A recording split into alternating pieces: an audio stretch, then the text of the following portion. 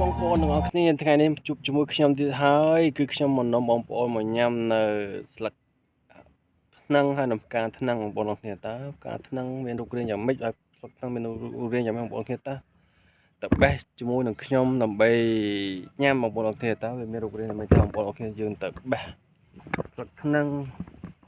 ហើយនឹងផ្ការបស់វាបងប្អូនបាទគឺវាចាប់ដើមផ្កាហើយប៉ុន្តែវាមានផ្លែដែរបងប្អូនគ្នាតើវាមានជាតិជូរមួយកញ្ចត់ឬមួយយ៉ាងណាតើបងប្អូនស្គាល់ផ្លែថ្នាំងឬមួយផ្កាថ្នាំងឬមួយដើមថ្នាំងតើបងប្អូនគ្នានេះគឺជាផ្កាថ្នាំងបងប្អូនគ្នានេះគឺជាផ្ការបស់វាបងប្អូនគ្នាហើយស្លឹករបស់វាបងប្អូននេះគឺជាផ្កាថ្នាំងហើយស្លឹកថ្នាំងបងប្អូនគ្នាស្លឹកវាគឺស្រួយបងប្អូនគ្នាស្លឹកថ្នាំងចេញមានជាតិជ័របងប្អូនគ្នា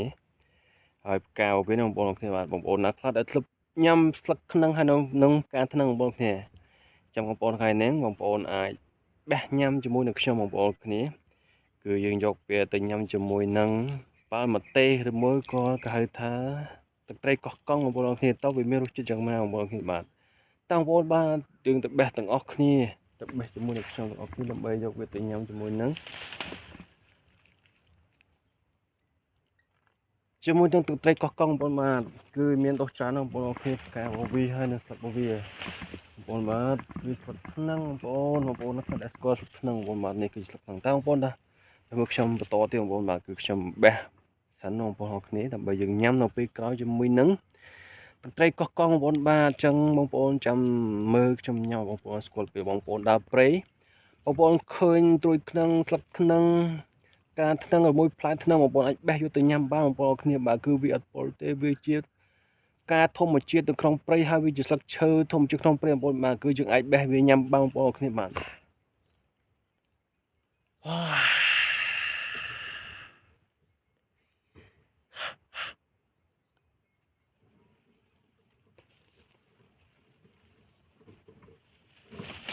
បងប្អូននេះគឺជាផ្កាថ្នាំងស្លឹកថ្នាំងបងប្អូនគ្នាអញ្ចឹងបងប្អូនឃើញអត់នេះហើយគឺជាស្លឹករបស់វា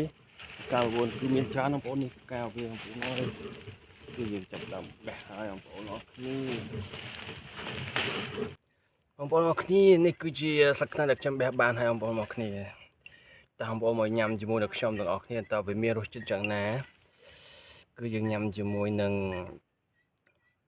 ត្រីកោះកុងបងប្អូនបាទតើបងប្អូនណាខ្លះដែលធ្លាប់ញ៉ាំស្លឹកថ្នាំងថ្ងៃនេះគឺខ្ញុំមកបង្ហាញបងប្អូនបានស្គាល់ស្លឹកថ្នាំងហើយនឹងការញ៉ាំក៏វាមានរសជាតិយ៉ាងណាបងប្អូនបាទគឺយើងញ៉ាំជាមួយនឹងទឹកត្រី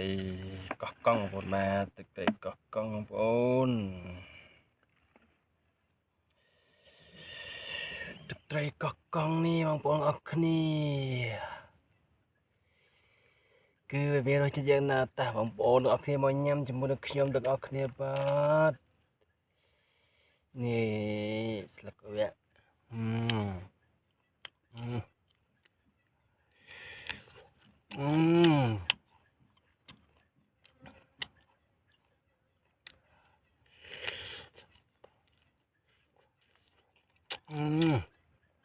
ថ្ងៃបងប្អូន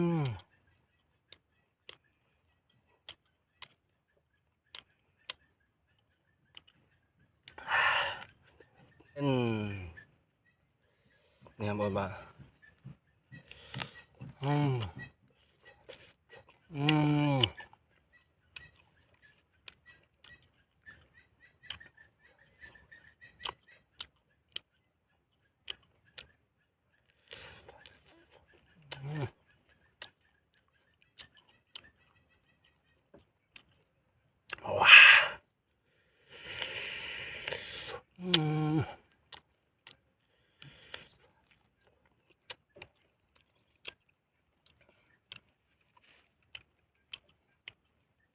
ការព្រៃបងប្អូនការថ្នាំង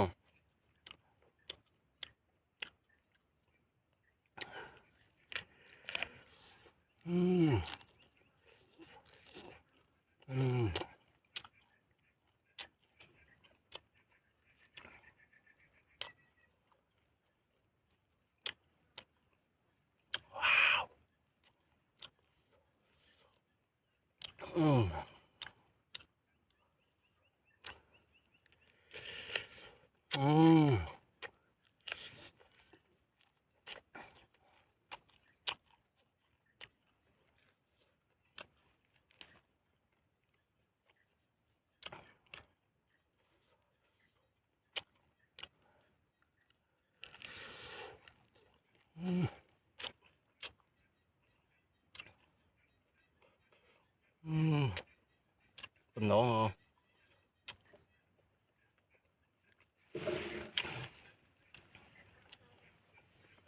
អរគុណបងប្អូនបាទថ្ងៃនេះគឺខ្ញុំមកបាយបងប្អូនស្គាល់ទឹកខ្នឹងគឺទឹកខ្នឹងយើងអាចញ៉ាំបានបងប្អូនបាទខ្នឹងគឺខ្នឹងព្រៃគឺសម្បូរណាវាជាដើមឈើព្រៃបងប្អូនបាទចាំបងប្អូនដើរព្រៃអីកុំភ្លេចបងប្អូនបេះទឹកខ្នឹងផ្កាវាផ្លែវាគឺអាចញ៉ាំបានទាំងអស់បងប្អូនបាទចុះអរគុណបងប្អូនគ្នាបាទដែលបានមើលវីដេអូរបស់ខ្ញុំអរគុណជម្រាបលា